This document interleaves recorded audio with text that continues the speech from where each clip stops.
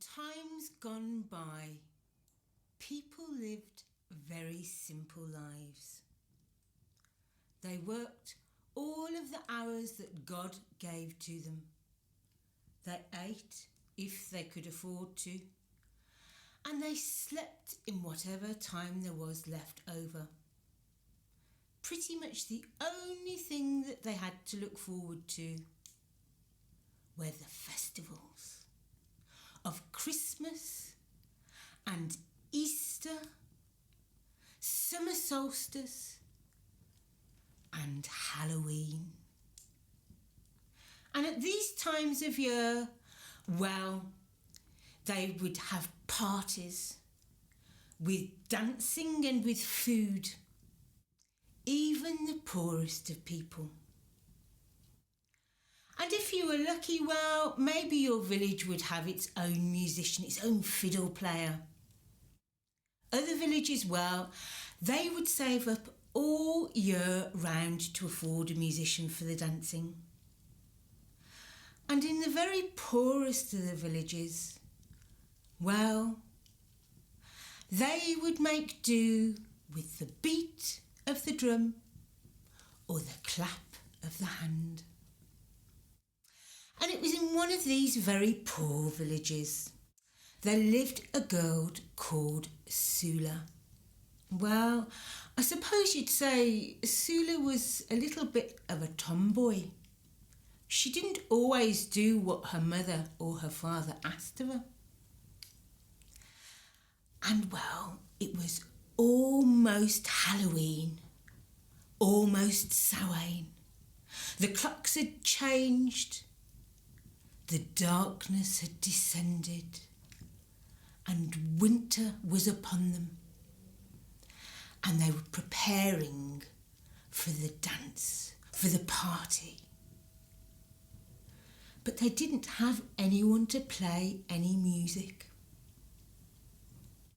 Now, Sula's mother always said, "Now, Sula, you make sure you don't dare go outside of the village boundary. And Sula, never, ever, ever bring a stranger back to our house or our village." But Sula didn't do what her mother asked. And every day she crept outside of the village boundary, looking for a musician. And she came to a long, golden, sandy beach. And on this beach there stood an enormous tree, a huge copper beech tree. And beneath that tree there stood 3 old women. And they were talking, they were chattering. They didn't notice Sula creep over and have a listen. And she heard them say they had seen a strange looking man. They said he had jet black hair and his 2 eyes were so dark they were the colour of 2 pieces of jet black coal. He was wearing a dark tweed suit, and around his neck there was a scarf, a very long scarf, made up of all of the colours of the rainbow. And he was carrying a fiddle, a violin, and he had nowhere to play for Halloween, for the parties. Well, when Sula heard this, she was determined that she would find this man and she would ask him to come to her village to play for the Halloween party, for the dancing. And so even though her mother had forbidden her from going outside the village boundary, every day she crept out. And there was not a sign of him at all until the very day of Halloween itself. And there he was. He was sitting in the road and his two legs were outstretched. And beside him on the floor, there was his fiddle.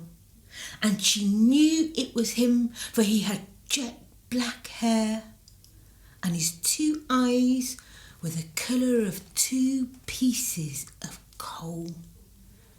He was wearing a dark, dark tweed suit, and wrapped around his neck there was the scarf made up of all the colours of the rainbow. Well, Sula went straight up to him. Mister, would you come to our village? Would you come to our village to play music for the dancing, for the party for Halloween? He looked at her. Oh, yes, he said. I'd love to. But mister, she said, mister, we haven't got any money to pay you. Oh, that's all right. That doesn't matter. That doesn't matter at all. Well, when Sula went home and she told her mother that she'd found a fiddle player to come to play for the dancing for the party, her mother was furious. She was raging. She said, Sula, have I not told you 1,000,000 times never ever go outside of the village boundary? And look what you've done. You've been sneaking out even though I told you not to. And Sula, have I not told you again and again and again, never ever bring a stranger back to our village? Sula, you don't know who this man is. I'm telling you, you're grounded. There'll be no party for you tonight. You can go and stay at your granny's house and you can look after the babies and the wee ones. And let that be a lesson to you. Well, Sula was upset. She thought she'd done a good thing in finding this man to come to play for the dancing for the party. She didn't understand it. She was upset. And that night, there she was. It was Samhain and everybody was at the party and she was at the granny's house looking after all of the babies. And outside she could hear, carried on the wind, the sound of music. It was like magic music. She'd never heard anything like it before in her life. It was the fiddle. She could hear the fiddle playing. And as she looked out of the window, she could see the sky was lit up. It was red and it was orange. It was the light from the village bonfire where the party was. And even though she'd been told to stay at her granny's, Sula walked over to the door and she put her hand on the door handle and she turned it. And she pushed the door open and she rushed out over the bog covered with the bog cotton and the autumn purple heather that was glowing. And she ran and she ran and she ran until she got to the village green. And there was a huge bonfire, the flames licking up into the sky, crackling and sizzling. And there were all the people of the village dancing round and round and round the bonfire. And there was the fiddle player, there was the man, there was the stranger, and he was playing wild reels and jigs and slip jigs, and the faster he played, the faster the people danced round and round and round the fire they went. Well, they didn't notice Sula at all. looked at the people's faces. She thought they didn't look happy. She thought they looked like they were under some strange magical spell, some sort of trance. They didn't look happy at all. And they went faster and faster and faster until all of a sudden one of the strings on the fiddle player's violin snapped. And at that moment the music stopped and all of the people fell down on the floor. And Sula watched as the strange man, he walked over. There was a little church with a clock tower and a bench in front of it, and he sat down on the bench and he took another string out of his pocket and he began to thread it onto his violin. He took the bow and he was just pulling the bow across the string when the second string snapped, and he was angry and he took it and he threw it down on the floor. He reached into his pocket, he took another string, a second string, and he put it on. And he was about to draw the bow across to play when that one snapped as well. And he was raging. And he took it and he threw that one down on the floor. Again, he reached in his pocket, he took another golden string and he threaded it onto the violin. He went to play it and snap. He took it out and he threw it down on the floor.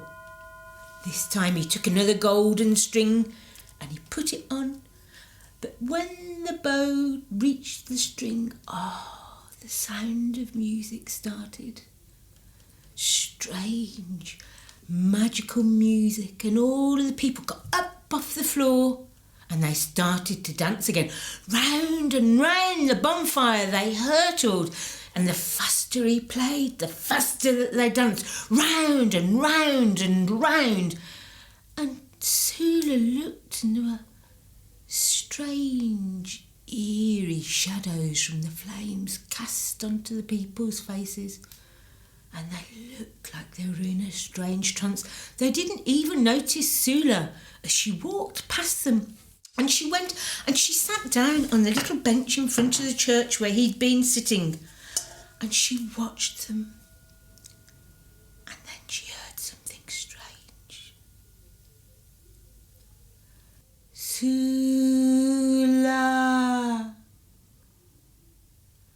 Sula.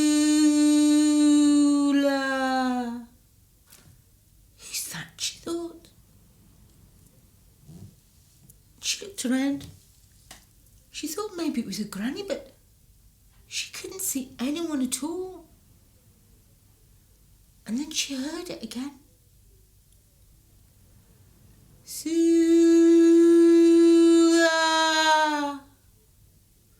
Sula. Who is it? She thought, who's calling me? Who is it? Who's calling me? She thought maybe it was her mother, but she couldn't see anyone at all. And then she heard it again. Sula,